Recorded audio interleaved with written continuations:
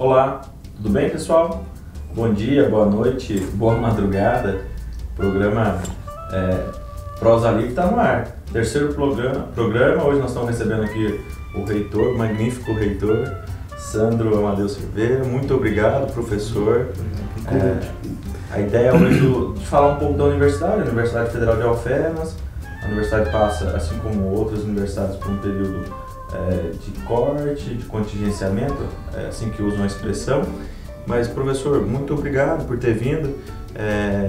Sinto uma alegria imensa, uma vez que eu fui seu aluno, tenho uma admiração. Sei que o senhor está num período de férias, e eu interromper as férias para vir no meu programa aqui me dá uma alegria imensa. Então, muito obrigado por aceitar o convite, por falar de um tema tão importante, né? Nesse período de enfrentamentos e de cortes na educação. Sim, muito obrigado. Eu que agradeço o convite e queria parabenizar você, a equipe, também os que já estão acompanhando o programa. E estamos à disposição para falar da nossa universidade, das nossas cidades, né? Alfenas, Poços e Varginha, que são impactadas pela Unifal. Muito bem, viu, pessoal? Porque às vezes a gente fala da Unifal, Universidade Federal de Alfenas, e logo vem a ideia de que nós só estamos falando de Alfenas, não é, né? Quer dizer, a universidade hoje ela está presente em Poços e Varginha, importante essa afirmação. Mas, professor, estou tomando a liberdade de chamar de professor, fui seu aluno, enfim, mas quem é o Sandro, né? Eu poderia aqui definir que talvez, né, formado em História, mestrado, doutorado, enfim, pela UFMG, mas não é isso. Conta pra gente, acho que o pessoal tem essa curiosidade. Eu, inclusive, já presenciei situação em que as pessoas perguntam, mas o senhor é de onde? Né? Quase que perguntam, mineiro tem essa coisa, você é parente de quem? Você é filho de quem? Mas fala com os nossos, o pessoal que está nos acompanhando aí, fala quem é o Sandro, como é que o senhor se define? Então, é uma pergunta, na verdade, difícil, né? Mas, bom, eu sou o marido da Rosimeire, sou o pai do Samuel, da Jéssica, do João Luiz, sou professor, acho que esse é o meu principal fazer, né, nos últimos 20 anos. De fato, sou formado em História, meu mestrado e doutorado é na área da ciência política, mas desde que cheguei aqui na Unifal, tenho atuado também na administração, primeiro como vice-diretor do Instituto de Ciências Humanas e Letras, depois como diretor, agora como reitor. E acho que, bem, eu nasci no Rio Grande do Sul, na verdade, talvez isso explique um pouco esse meu sotaque meio estranho, mas na verdade a minha vida de adulto eu passei boa parte dela em Belo Horizonte. Eu fui para BH com 19 anos, quando a gente casou, e fiquei até os 40 lá quando eu passei no concurso aqui na Unifal. E aí mudei para cá, né? Então, nos últimos 10 anos eu tô já alfenense, já tô no sul de Minas, mas dos 20 aos 40, ali, né, no início da vida adulta, em Belo Horizonte, com um pequeno período do sanduíche na Espanha, em Salamanca, uma universidade que eu respeito muito, onde eu fiz parte do meu doutorado. E, bom, eu gosto de um tanto de coisas, tenho uma série de... gosto muito de ler, gosto muito de assistir séries, né? Você lembra das minhas aulas, adoro fazer referências na teoria política com as séries, com filmes, enfim, é isso aí, um pouco de mim, né? Bom, professor, mas nesse tempo todo, o senhor já tinha se imaginado reitor? Era algo que estava no horizonte, em sonhos, em planos? Como é que foi a decisão? Então, na verdade, não era um plano, isso aconteceu em virtude de uma série de coisas. Eu vim para cá, né, como todos os professores e professoras, com o intuito de construir a carreira como professor, e logo surgiu essa necessidade. Na verdade, houve uma necessidade, não havia outras pessoas dispostas no início, né, para a diretoria do Instituto de Ciências Humanas, e aí ao entrar, né, nesse lugar da direção da unidade, que eu compartilhava com as minhas aulas, comecei junto com o professor Denizar, um grande companheiro, está hoje fazendo doutorado na Alemanha, o professor Denizar como diretor, a participar da construção desse momento, desse período da Unifal. Como a Unifal é uma universidade jovem, né, nós vamos fazer 15 anos ano que vem, Então muita coisa estava e está por se construir. E aí na função depois como diretor também, pude participar da elaboração de regimentos, do conselho universitário, de uma série de debates.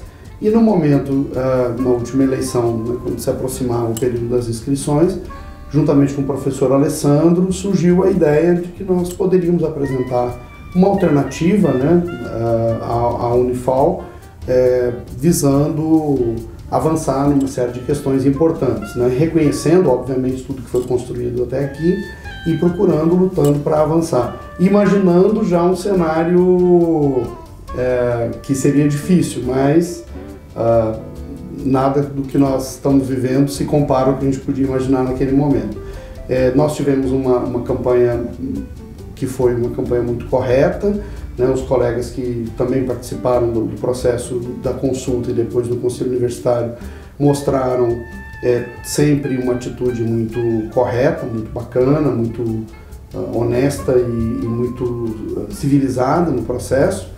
E no Conselho Universitário da mesma forma, né? Diferente do que às vezes a gente tem visto em algumas universidades, onde tem faltado um pouco desse cuidado, né? Da civilidade, do respeito. E fui nomeado ainda o ano passado, então estamos completando agora um ano e meio de gestão. Né? Até 2022. Isso, 2018 a 2022 é o nosso mandato. E na sua eleição, o pessoal que está em casa nos assistindo, acho que vale ressaltar a participação, acho que, né, tanto dos alunos, dos docentes, houve uma energia, uma participação, né, efetiva nesse período, para além do voto, eu acho, não sei. Foi sim. Em particular, assim, comparativamente, a nossa votação entre os estudantes foi absolutamente impressionante, né? Foi muito, muito forte mesmo. E, na verdade, muito da generosidade e eu diria da maturidade dos próprios estudantes, porque enquanto vice-diretor e como diretor, nós sempre fizemos as coisas absolutamente dentro da legalidade, dentro da correção, mas sempre procurando estabelecer um diálogo muito forte, muito claro, muito honesto, muito verdadeiro com os estudantes. E também, né, como pessoa, como gestor e como professor, sempre procurei estabelecer uma relação também de respeito com os técnicos, com os demais colegas professores. Tivemos uma votação muito expressiva também entre os técnicos administrativos, que na verdade são aqueles que constroem, né, faz o dia a dia da universidade.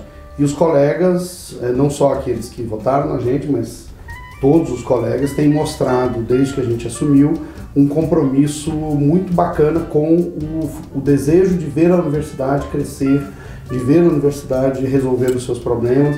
Neste momento de enfrentamento, né, das dificuldades que estamos vivenciando, tem havido uma coesão, né? Eu tenho gostado muito de uma expressão que tem surgido espontaneamente, né, o orgulho de ser Unifal, né? Os colegas valorizando os trabalhos uns dos outros, os colegas valorizando aquilo que a gestão tem feito, mas também a gente valorizando, reconhecendo o que as diretorias de unidade têm feito, o que os colegas individualmente têm feito. Então tem sido muito bacana nessa direção. E o processo eleitoral, como eu disse, foi de fato foi uma energia muito bacana. Todo o processo de consulta ou de eleição, né, é um processo, você sabe disso, um processo que é cansativo, que envolve muitas agendas, mas foi uma experiência fantástica para a minha vida e o carinho dos estudantes, dos técnicos, dos professores, mas em particular dos estudantes que se mobilizaram muito, foi muito legal, assim, foi muito bacana. Muito bom. Então esse primeiro bloco, gente, a ideia é essa, o programa do Prosa Livre, né, o terceiro programa, essa ideia de que o convidado possa se apresentar, porque às vezes o professor poderia estar lendo aqui teu curricular e né, a ideia não é essa, a ideia é essa provocação do primeiro bloco, mas enfim, a prosa tá boa, já deu tempo do primeiro bloco, o Elton tá me falando aqui, o pessoal da produção, então a gente vai para o intervalo e daqui a pouquinho a gente volta. Mas assim, o pessoal que está sintonizando pela primeira vez aí, que está nos assistindo, é facinho, pode nos acompanhar pelo Facebook, a dinâmica aqui sempre ao vivo, sempre assim, vai primeiro no Facebook, né, todo domingo, 8 da noite. Depois a gente vai para as outras plataformas, né? Quem quiser baixar o aplicativo da TV Grava, é só procurar, é facinho. E nós estamos no Instagram, no Facebook, então nos acompanhe, a gente já volta. Você canta e ainda não tem CD gravado? Você tem CD gravado e ainda não tem gravadora? Venha para a gravadora Grava Music do Brasil, a sua gravadora. Envie o seu material, gravamusic@gmail.com ou ligue 35 3291 3378.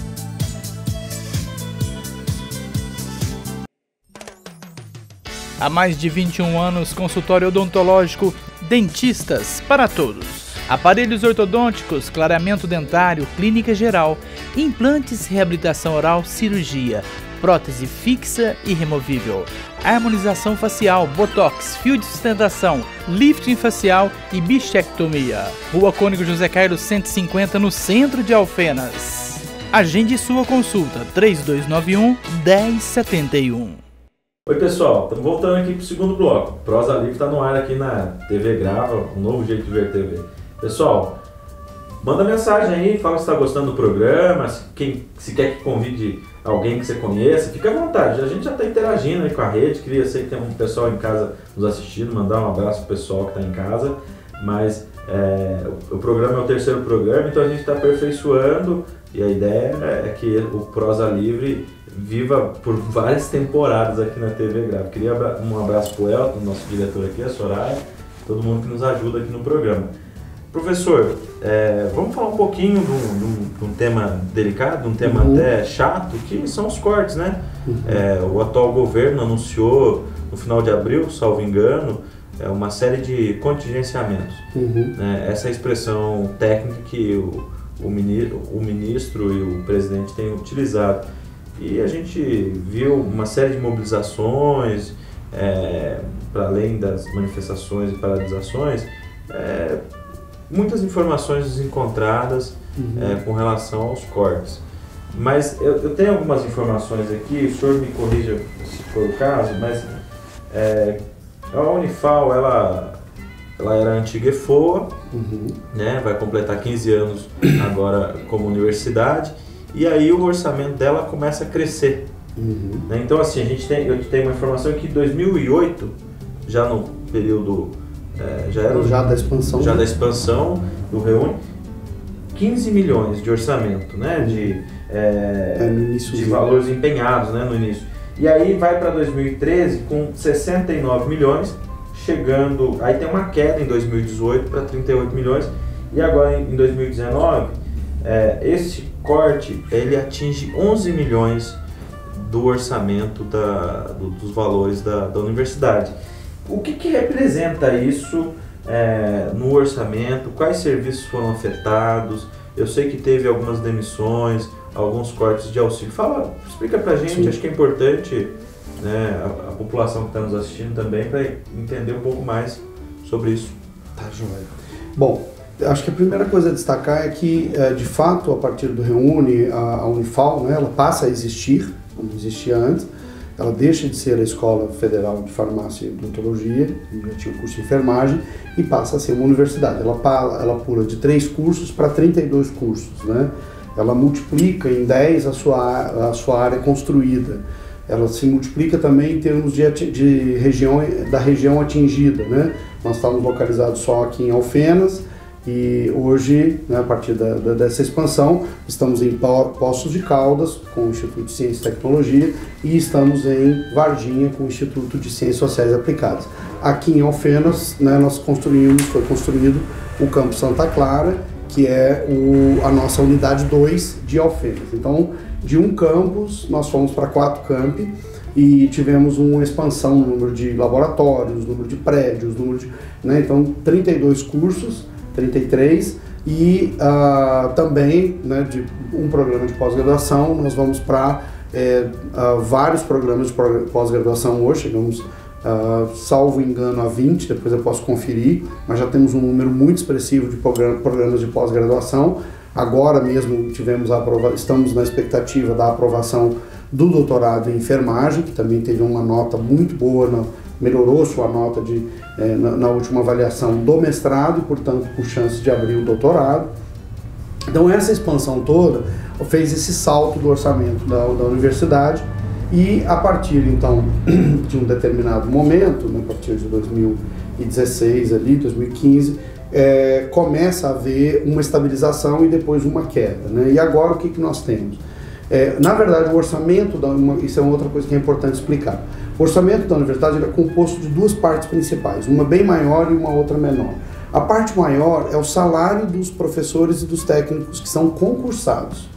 Esse, né, hoje, de forma geral, global, o orçamento da universidade é 230 milhões.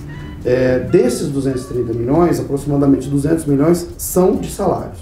Então, esse dinheiro, esses salários, né, que atinge todos os nossos campos, como eu falei, atinge professores, técnicos. Então, esse é um orçamento que, na verdade, nem o presidente da República, a menos que faça uma lei que mude isso, pode mexer de forma discricionária, como a gente diz, nesse valor. Então, esse é um valor que, para usar uma palavra antiga, é imetível, né? Então, esse aí. O que a gente teria de verba que a gente chama de discricionária? Que é aquela verba que a gente usa para o custeio, que a gente usa para pagar os terceirizados, pagar água, pagar luz, fazer a manutenção dos prédios, fazer a manutenção da universidade, fazer a universidade funcionar. Esse valor estava na nossa previsão da lei do ano passado, em torno de 30 milhões, e quando se fala no bloqueio de 30% disso, significa então 11 milhões de um valor que nós não vamos receber. Tecnicamente, o termo melhor é contingenciamento, mas existe hoje um conceito novo, que de fato foi colocado pelo governo, que é o bloqueio. Um pouquinho diferente do contingenciamento, o sistema está bloqueado, esse valor estaria bloqueado para nós. Isso não foi alterado formalmente ainda. O que nós tivemos, o que aconteceu então, o que isso impacta a universidade?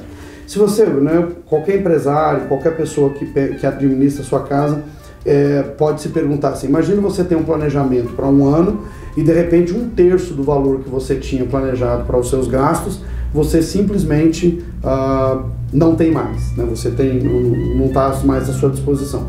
Isso num cenário que você já tinha estabilizado e já tinha ajustado. O nosso orçamento vem congelado nominalmente, por conta também da lei do teto, dos gastos. Então, um impacto muito, muito significativo. De imediato, quando nós recebemos a notícia e isso estava lá no sistema, nós já tivemos que fazer algumas intervenções. Então, você falou de demissões, é importante esclarecer isso. Nós estávamos num processo de transição de uma licitação para outra com os terceirizados e esse processo significou que nós não implementamos, ou seja, nós deixamos de contratar. Se a gente tivesse já contratado, significaria que teríamos que demitir. Sim. A expressão, então... 89 postos de trabalho. São 89 postos de trabalho que nós perdemos, que nós não tivemos como implementar e não temos o recurso para retornar neste momento. Então, como o nosso principal impacto é Alfenas, mas isso impactou Poços, impactou Varginha, Santa Clara aqui, mas o principal impacto foi de fato aqui na cidade de Alfenas. Nós tivemos ainda, por conta de uma série de mudanças de legislação, a necessidade de que nós não podemos recontratar algumas pessoas que já vinham há anos trabalhando conosco. Nós lamentamos muito isso, mas isso, força de lei, não foi possível fazer essa recontratação e teve que haver, no caso, uma demissão e depois a contratação de novas pessoas. Então, se falou em Alfenas, na região, em 200 demissões, mas tem que corrigir isso, né? 89, de fato, foram eliminados, mas o restante foi recontratado e já estão trabalhando, já estão atuando. O que nós fizemos? Então, além disso, né, fomos obrigados a reduzir também o auxílio junto aos programas da assistência estudantil. Num primeiro momento, inclusive, foi colocada uma redução que afetava inclusive o próprio restaurante universitário e algumas bolsas permanentes. Já no início nós avaliamos que o impacto sobre o restaurante universitário era um impacto muito significativo sobre a vida das pessoas e conseguimos, fazendo ajustes aqui e ali e fazendo algumas negociações, conseguimos retornar a gratuidade para todos aqueles que são assistidos pela Pró-Reitoria de Assistência Estudantil.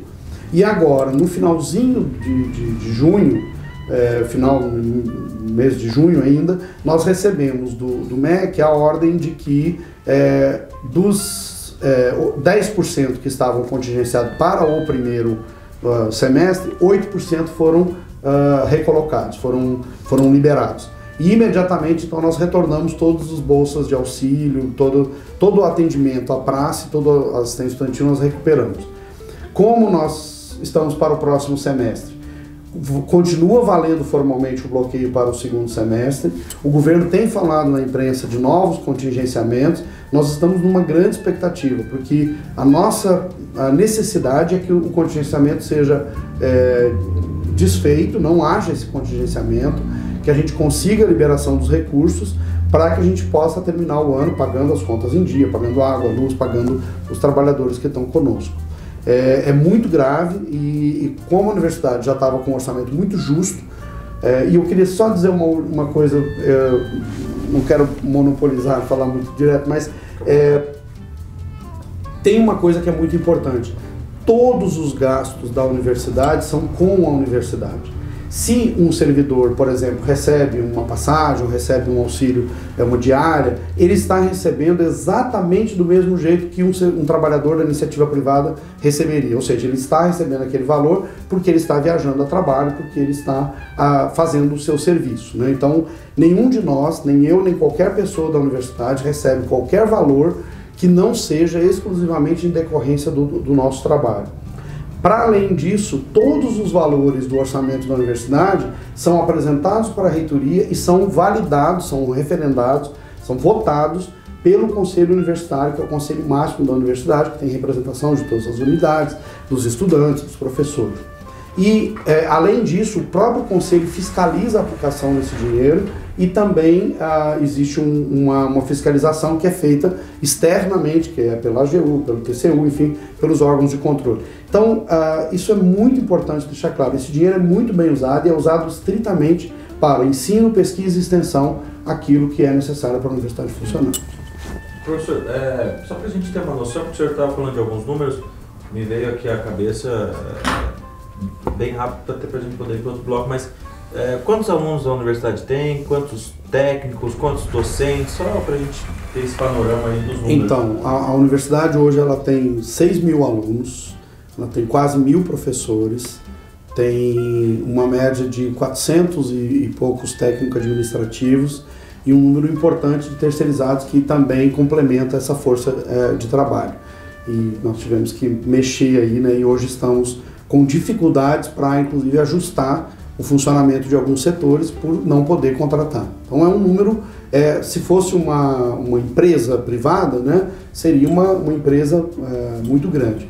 O orçamento da universidade na região, ele impacta, inclusive, o PIB de maneira importante. O PIB de Alfenas, muito mais do que Poços e Varginha, mas, assim como Itajubá e outras cidades onde tem a Universidade Federal, você pode fazer, tem estudos de colegas sobre isso, o quanto que isso impacta moradia, consumo. Eu acho que um exemplo que ilustra isso é quando a universidade está de férias ou quando existe alguma paralisação por algum motivo, o quanto que a cidade sente, tanto em moradia, no comércio, né, no funcionamento da vida da própria cidade. Né? Então, é um impacto muito grande para a universidade, para a região, para todos nós.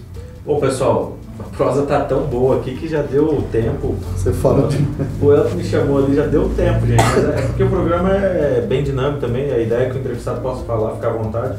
Mas, pessoal, não sai daí não. Fica aí assistindo a gente, escreva aí, ó, facinho participar aqui do programa. A gente vai pro rápido intervalo e já volta pro terceiro bloco para continuar aqui com o professor, o reitor da Universidade Federal de Alfenas, falando um pouco sobre educação, enfim, sobre os contingenciamentos. É isso aí, pessoal. A gente já volta. Você canta e ainda não tem CD gravado? Você tem CD gravado e ainda não tem gravadora? Venha para a gravadora Grava Music do Brasil, a sua gravadora. Envie o seu material gravamusic@gmail.com ou ligue 35 3291 3378.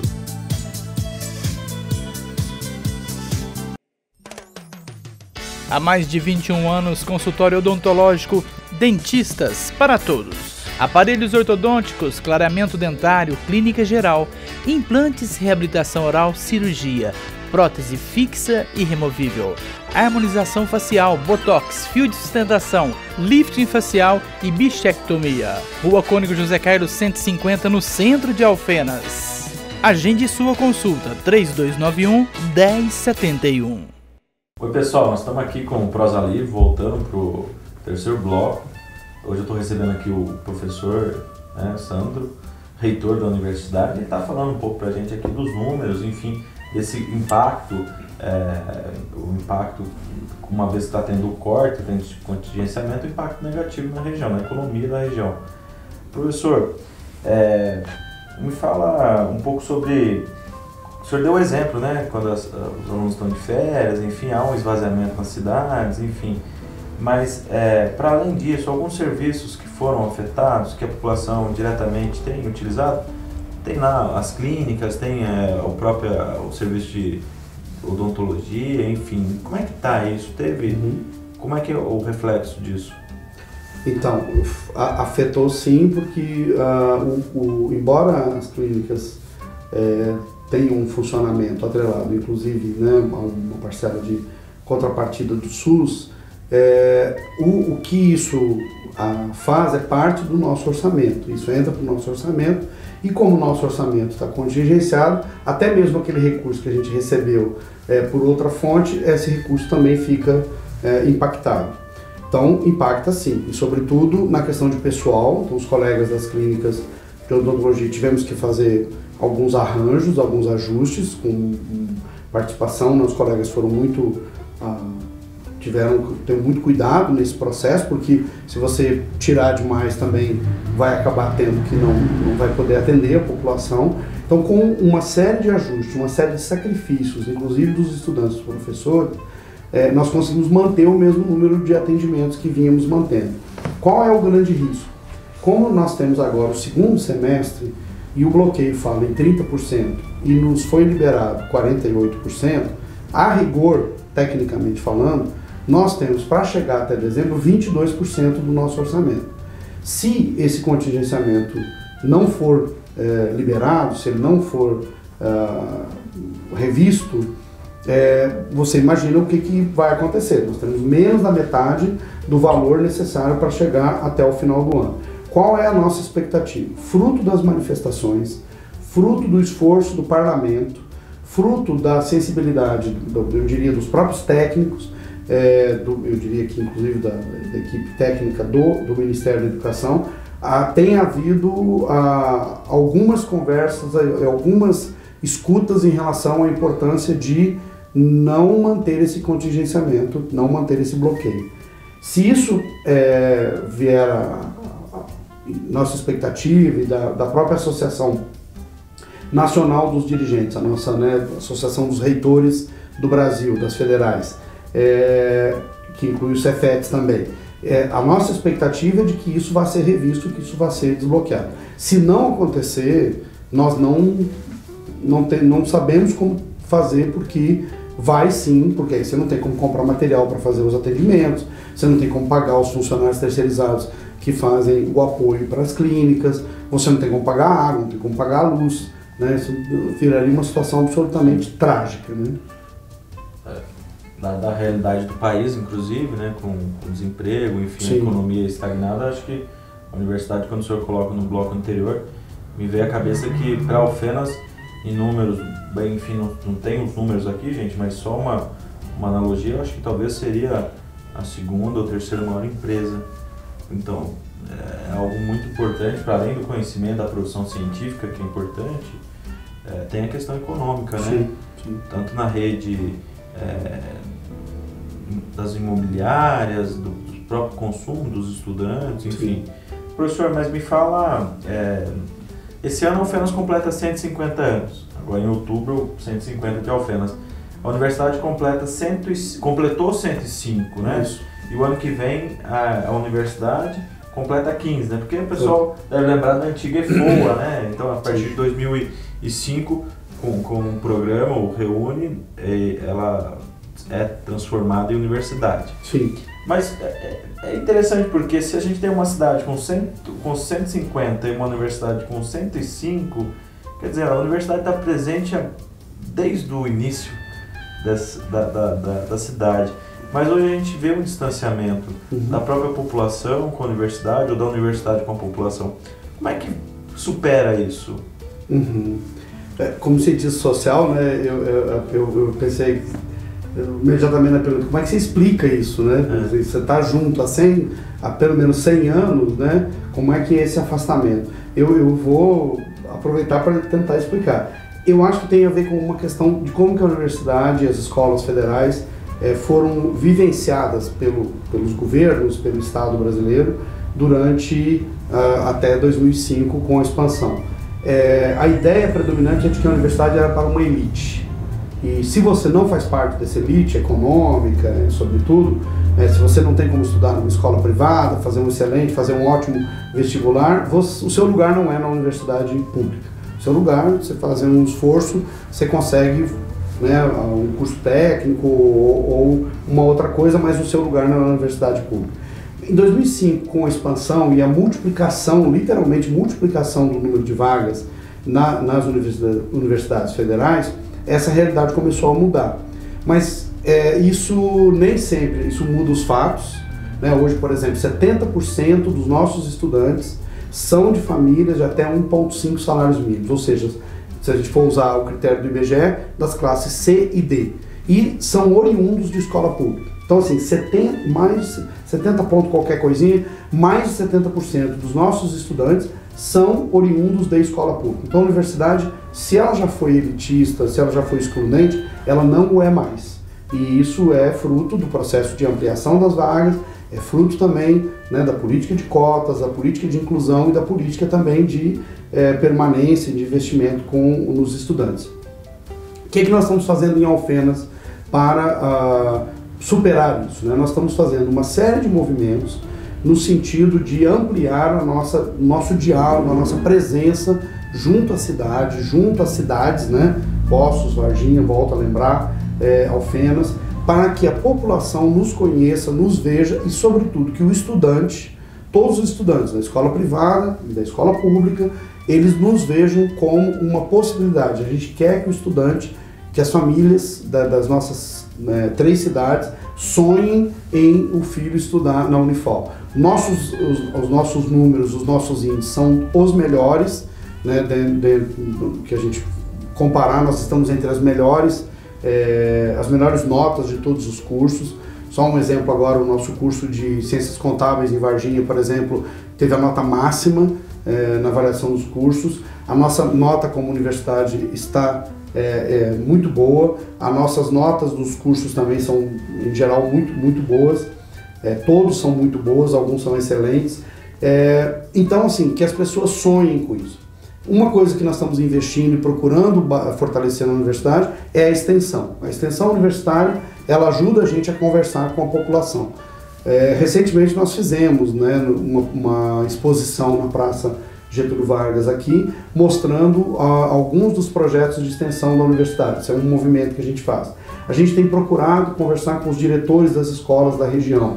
A gente tem revisto os nossos regimentos para não criar empecilhos desnecessários no processo, tanto da entrada pelo SISU, como agora, que nós estamos incluindo o edital aberto. Até queria recomendar, entra na nossa página, procura lá o edital para preenchimento de transferência externa.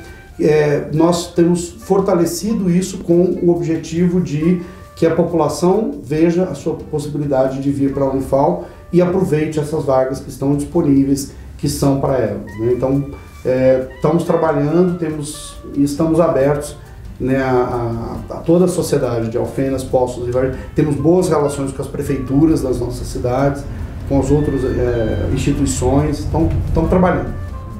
Bom, professor, eu conheço um pouco e tenho ouvido um pouco a rádio da universidade. Se eu pudesse falar um pouquinho dela.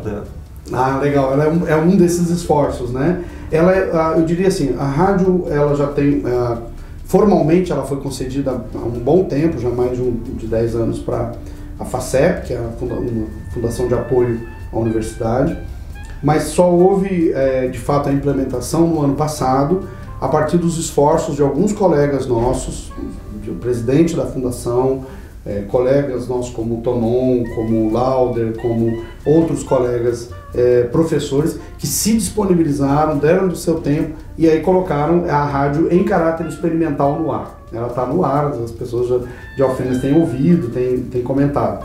Nós acabamos de enviar para o setor próprio do governo federal o nosso relatório relativo à questão dos equipamentos, para que a gente consiga o registro definitivo. Então estamos nesse momento agora, mas já produzindo... Com a programação 24 horas. Já com programação 24 sem horas. Comercial, música boa, enfim, na frequência 103.9.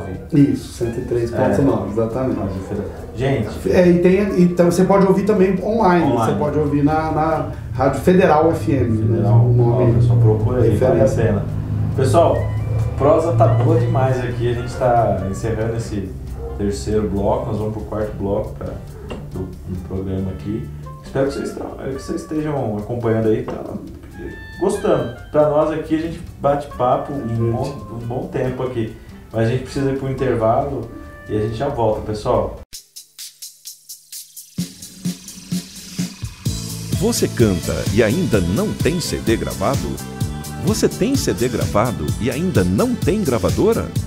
Venha para a gravadora Grava Music do Brasil, a sua gravadora. Envie o seu material, gravamusic@gmail.com ou ligue 35 3291 3378.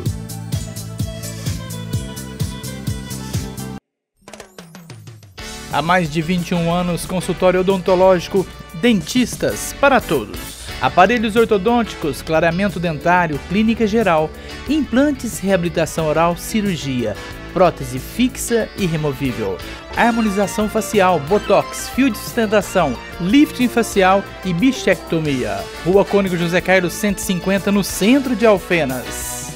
Agende sua consulta 3291-1071. Oi pessoal, nós estamos voltando aqui para o quarto bloco, quarto e último. O programa tá muito intenso aqui, tá bem interessante. Então assim pessoal, quem está chegando agora, quem já está assistindo, é facinho de acompanhar aqui pelo Facebook da Rede Grava, mas procure a gente também no aplicativo, é facinho, procura lá para baixar, enfim, baixa o aplicativo, mas nós estamos no Instagram e no YouTube também. Professor, a gente tem notícias de situações e casos que têm aumentado. Os casos extremos, alguns casos de suicídio, mas há entre os alunos uma grande carga que hoje alguns pesquisadores, especialistas têm chamado de estresse acadêmico. Como é que está isso na universidade? O que a universidade tem feito para diminuir situações como essa? Então, esse é um assunto, uma nota triste, né? Mas a gente precisa contextualizá-la, né? O Brasil, nos últimos 10 anos, ele teve uma onda de crescimento muito significativa do suicídio entre jovens. Então, isso é um dado muito triste. Esse número estabilizou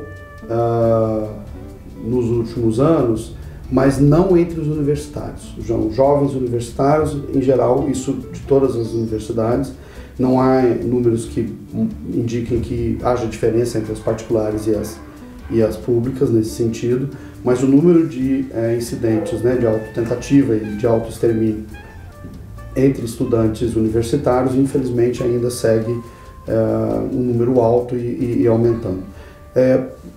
Você é cientista social, sabe que o fenômeno do suicídio, do estresse, ele é um fenômeno complexo e macro, ele não é algo que a gente consiga resolver localmente, né, e conseguir eliminá-lo.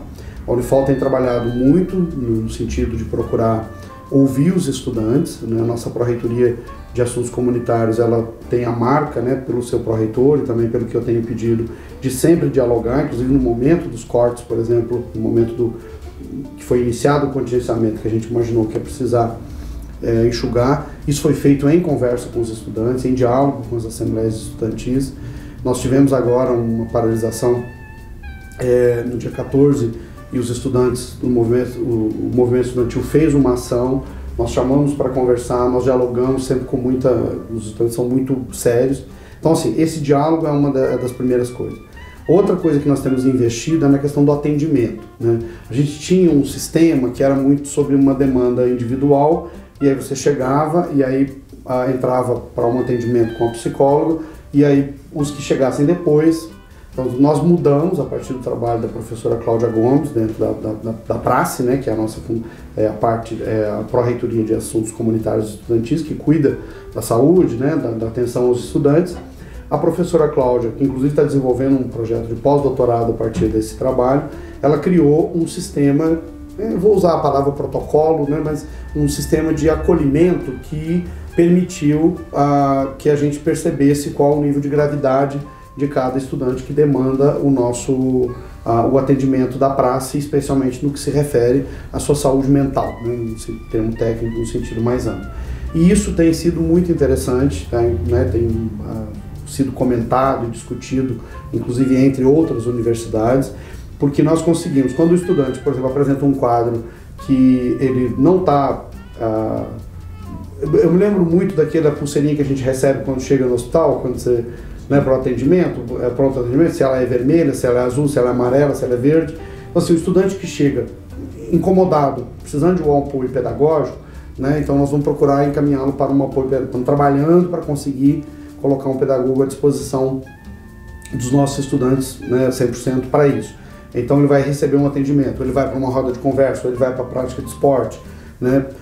Se ele está num nível um pouco mais grave, ele vai para um atendimento, um outro tipo de atendimento. E por fim ele vai ter o atendimento psicológico e nos casos extremos, né, no caso de necessidade de um atendimento psiquiátrico, a universidade trabalha na rede, né? Ele vai para o CAPS e através da rede de atenção à saúde, esse estudante vai ser atendido.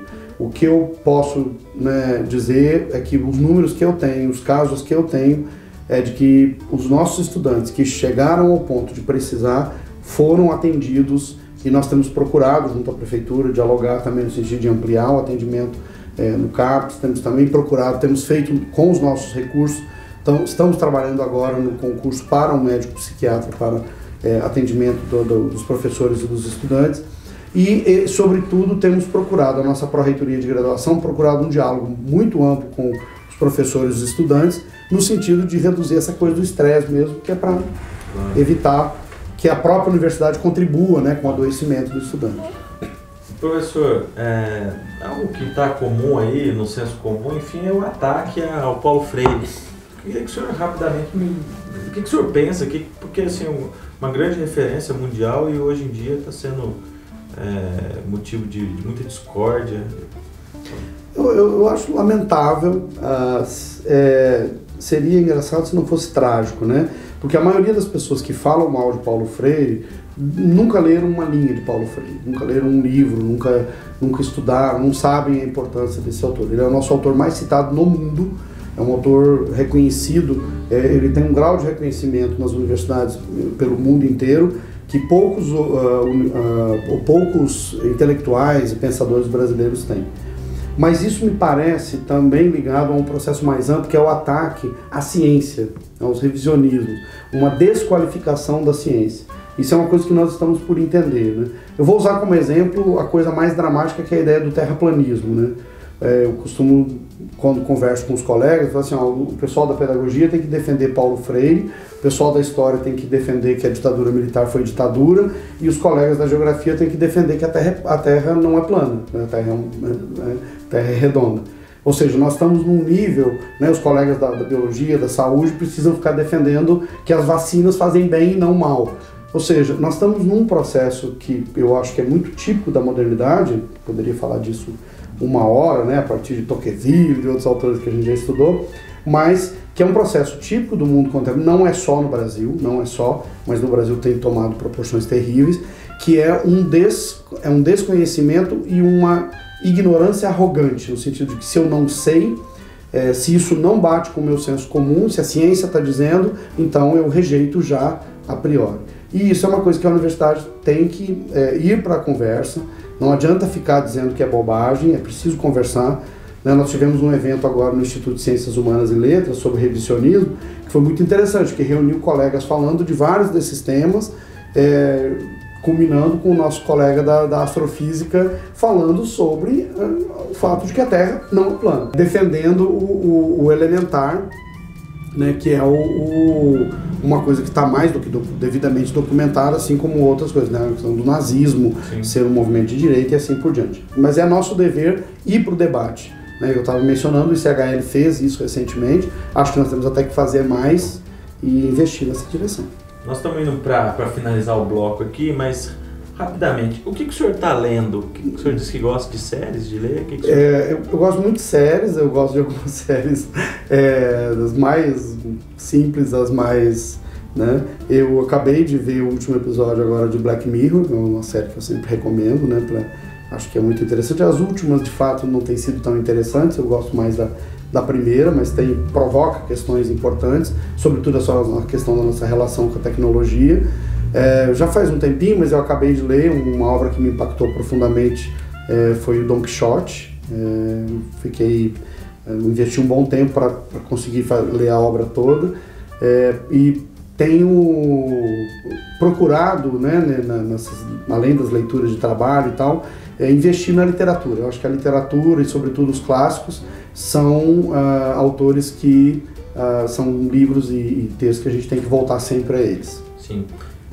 Professor, qual que é a pergunta que o não físico o senhor gostaria de ter respondido? Não é uma pergunta pessoal, mas é uma pergunta ainda sobre a Unifal. Como entrar na Unifal? Acho que é uma pergunta importante. Basicamente, aí a resposta seria, façam o Enem. Então, assim, tem que fazer o Enem, e no período próprio, né, que a gente vai soltar o edital de chamada do SISU, você vai lá e usa a sua nota do Enem para... E agora, especificamente com o edital, né, de transferência externa, porque nós temos também a obtenção de um novo título, isso é só um detalhe que eu queria dizer, que não é só o Enem, porque aquele que já tem uma graduação, ele pode concorrer, sim, nesse edital específico para a obtenção de um novo título. E aqueles que estão cursando outras universidades fora daqui, outras faculdades particulares ou públicas, que quiserem tentar uma dessas vagas, devem procurar lá na nossa página do edital. Daí vai passar embaixo aqui o link do edital, por favor. Professor, o senhor falou no Don Quixote, e ontem eu tive numa livraria em Belo Horizonte, que o senhor deve conhecer, que é Quixote. Não, é tão querido lá. Sim, e aí eu tomei a liberdade de comprar um presente para o senhor. Eu trouxe um livro, queria que o senhor abrisse e mostrasse para o pessoal que está nos assistindo. Mas quem não conhece lá em Belo Horizonte, procura a livraria lá Quixote. Fica na Fafiche, onde eu estudei. Eles